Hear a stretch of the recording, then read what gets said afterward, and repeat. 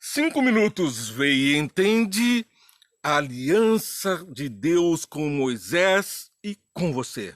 Exatamente, nós estamos diante da promessa, a aliança eterna de Deus. É o tema de estudos desse trimestre, que estamos fazendo aqui um breve spoiler do que vai acontecer durante os próximos episódios.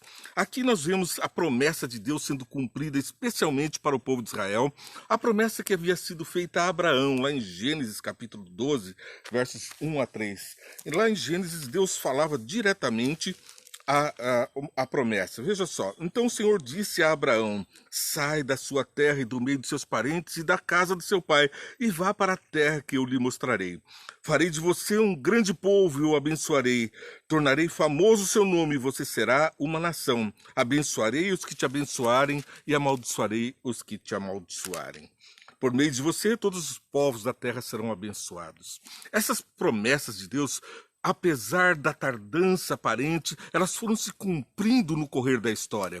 Primeiro, aqui, agora, no tempo de Moisés ao cumprimento, para depois, no nascimento de Jesus, se cumprir ainda melhor e mais aprimoradamente, quase que completamente, se não por você, que faz parte dessa aliança, que também faz cumprimento da promessa de Deus, vive o cumprimento agora e receberá ainda a última promessa, o galardão eterno. Estamos, portanto, diante da promessa de Deus sendo cumprida. A promessa que Deus fez aqui a Abraão, que faria dele uma grande nação, agora essa grande nação estava escrava no Egito por 400 anos.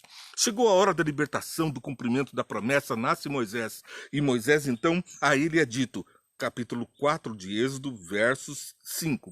O Senhor disse, e disse o Senhor: isso é para eles acreditarem que Deus dos seus antepassados, o Deus de Abraão, Deus de Isaque e de Jacó, apareceu a você. Então aqui aparece para mim e para você, e nós temos que acreditar que aquele mesmo Deus que prometera bênçãos a um povo, que uma grande nação, agora socorria esta grande nação. O pacto havia sido violado, se afastaram da proteção da tutela de Deus e ficaram entregues à escravidão no Egito. Egito, que já disse, simboliza o reino do pecado nesse mundo, as trevas que nos cobrem, que nos habitam, que nos tornam escravos. Mas o cumprimento da promessa, a última parte, a penúltima que eu tinha falado, o cumprimento para mim e para você é a libertação do Egito do pecado. Por ora, o exemplo, a clara evidência de Deus nos traz o que está no capítulo 4 ainda, no verso 12. E agora, pois, vá, e eu estarei com você, ensinando o que deve dizer. Moisés estava tímido, não sabia falar perfeitamente, tinha algum problema na fala e não queria representar Deus diante de Faraó.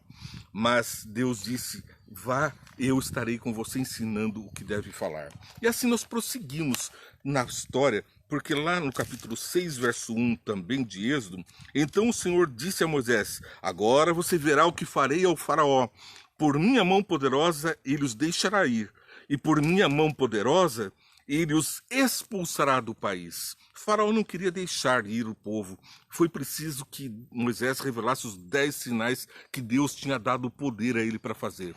Moisés, empoderado, mostra os 10 sinais e, por último, Deus refere a esse seu povo como o seu filho. E como não deixava o povo ir, prometia então matar também o filho do faraó. E assim veio a libertação. O faraó finalmente acaba expulsando o povo. E quando se arrepende, vai atrás, buscando os nós para o pecado. É Satanás nos buscando.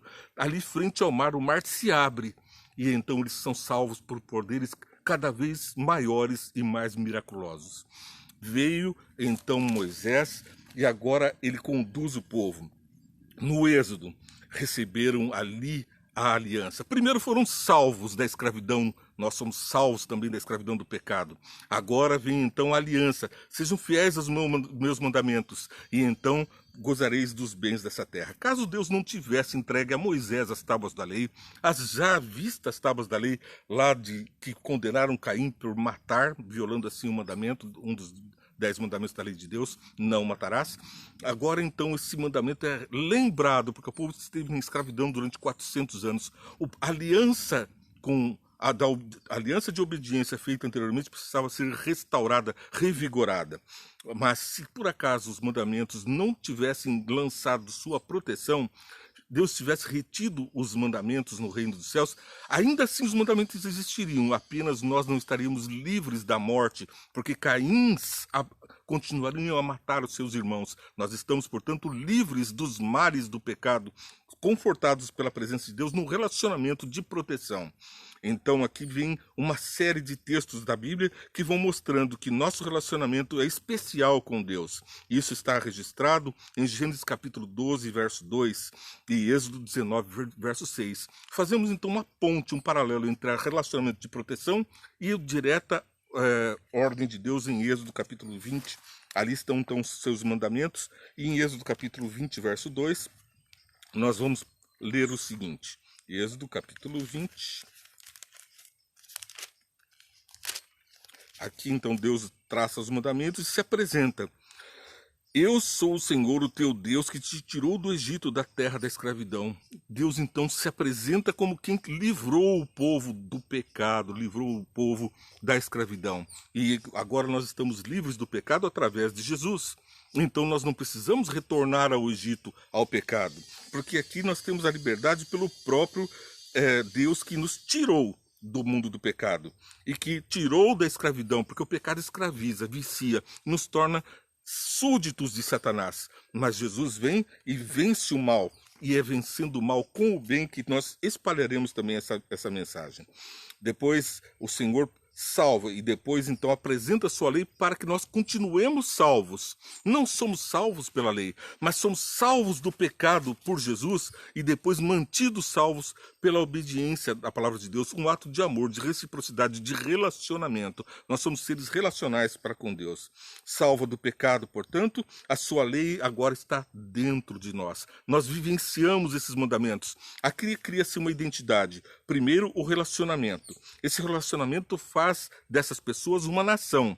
E, identicamente, nós estamos falando da vida civil, como se formam as nações. É relacionamento, depois a nação, e essa nação cria unidade através de ordenanças, de mandamentos.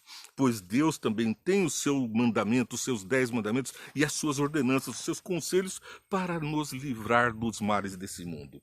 Então, a aliança de Deus dos 10 mandamentos não são um ato de condenação, mas ato de amor. Somos sim julgados pela graça, diante da graça, nós estamos livres do pecado.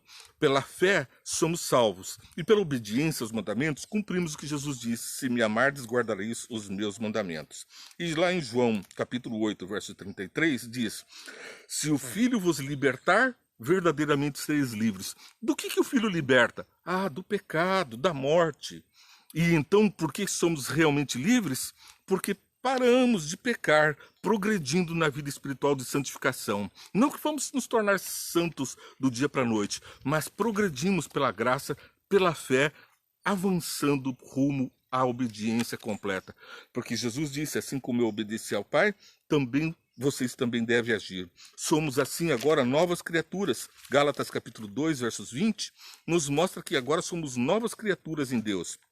Veja, 2, verso 20. Fui crucificado com Cristo, assim já não sou eu quem vive, mas Cristo vive em mim. A vida que agora vivo no corpo, vivo-a pela fé no Filho de Deus, que me amou e se entregou por mim. Então, Cristo pagou com a sua própria vida a minha transgressão dos 10 mandamentos.